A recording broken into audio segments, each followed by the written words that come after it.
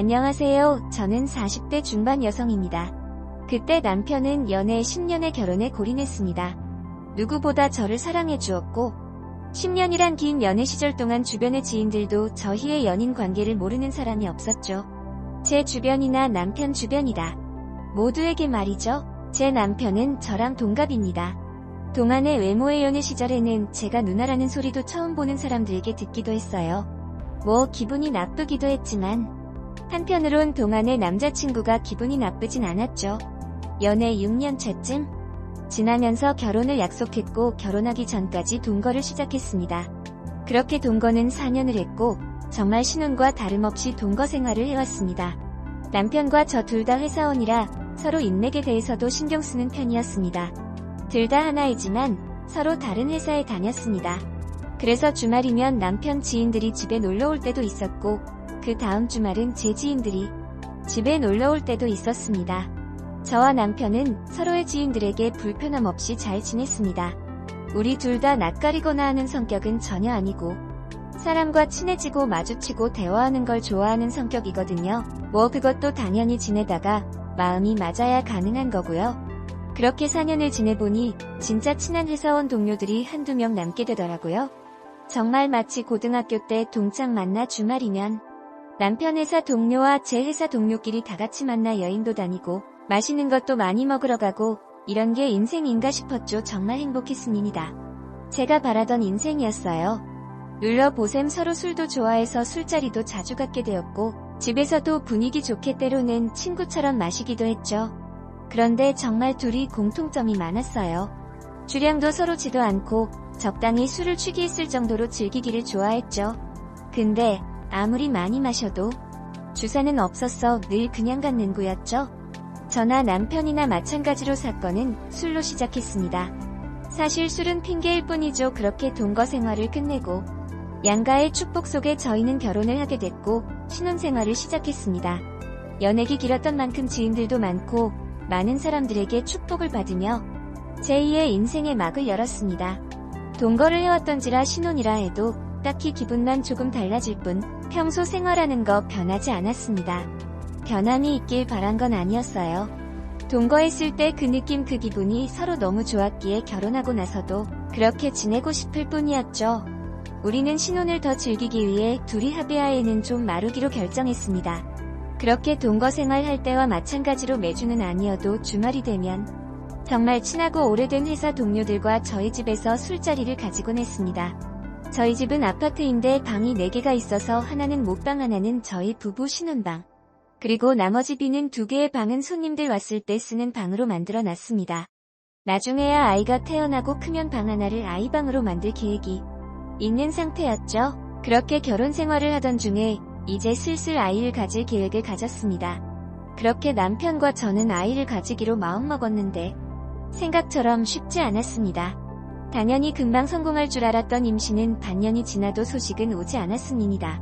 그렇게 6개월이 더 흘러 1년이 지나도 임신이 되지 않았습니다. 산부인과에도 가보았지요. 그런데 둘에게 서로 크게 문제될 거라곤 찾을 수 없었죠. 그렇게 1년이 좀 지난 따스한 봄날 4월이었죠. 태몽을 꾸었습니다. 아주 큰 강에서 엄청 큰 황금빛 수박이 떠내려 오는 거였죠. 그걸 본 거는 그 수박을 건져내서 수건 같은 걸로 포근하게 감싸줬습니다. 거의 크기는 보통 수박의 4-5배 정도 되었던 걸로 기억납니다. 꿈인데 아주 생생했어요. 그런데 갑자기 그 수박을 엄청 큰 곰이 나타나서 수박을 훔쳐가는 겁니다. 저는 끝까지 팔아가봤지만 찾지 못했고 꿈에서 깼습니다.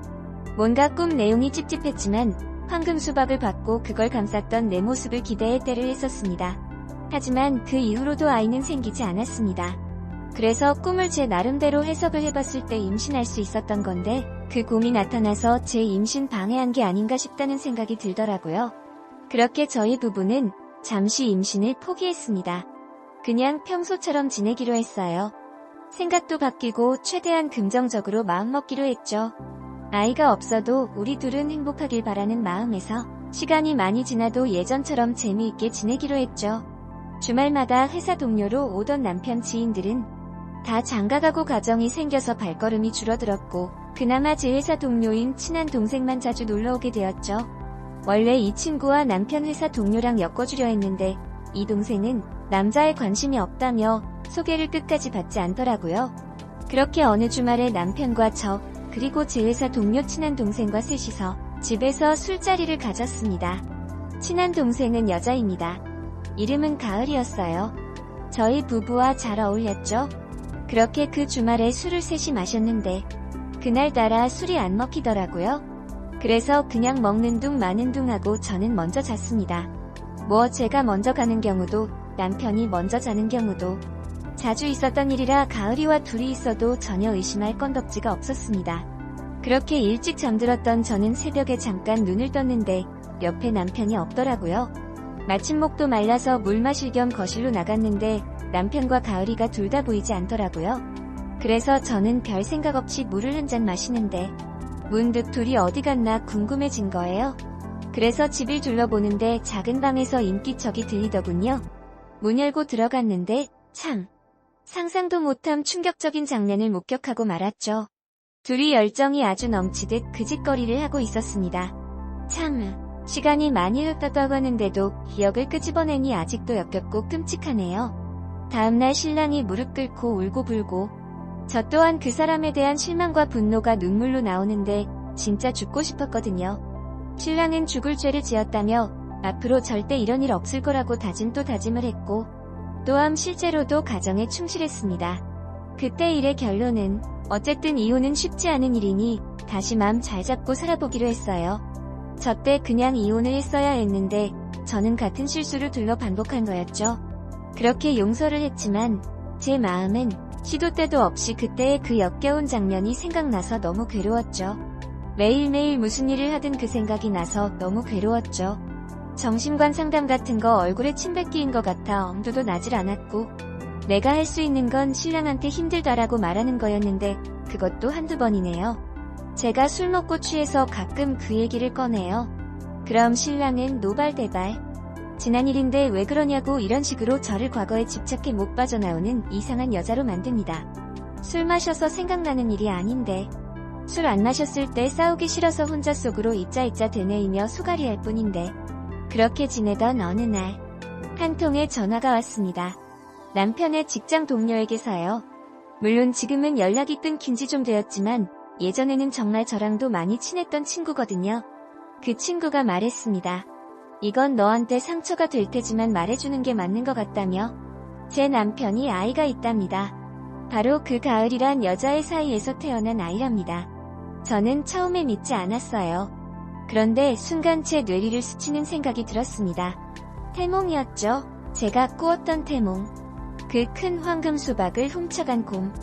생각해보니 제가 그 여자 태몽을 대신 꿔준 겁니다. 정말이지 너무 충격적이고 소름이 돋았습니다. 이 일을 친정과 시댁에 모두 알렸고 이혼을 했습니다. 위자료도 넉넉히 받았고요. 남편은 거의 빈털터리로 그 여자한테 가서 둘이 살림을 차리기 시작했죠. 정말 지금 생각해보면 저한테 아이가 생기지 않은 게 신의 한 수라고 생각하고 정말 감사하며 하루하루를 살아가고 있습니다. 저 때 일이 지금 와서 생각하니 7년도 더 지난 얘기네요. 얼추 들리는 소문에 회사도 그때 이후로 잘리고 둘이 모음식점을 차려서 장사를 한다는데 파리만 날린다고 하더라고요. 너구 고속터군요. 정말 믿었던 남자의 배신은 인생에 큰 교훈을 주네요.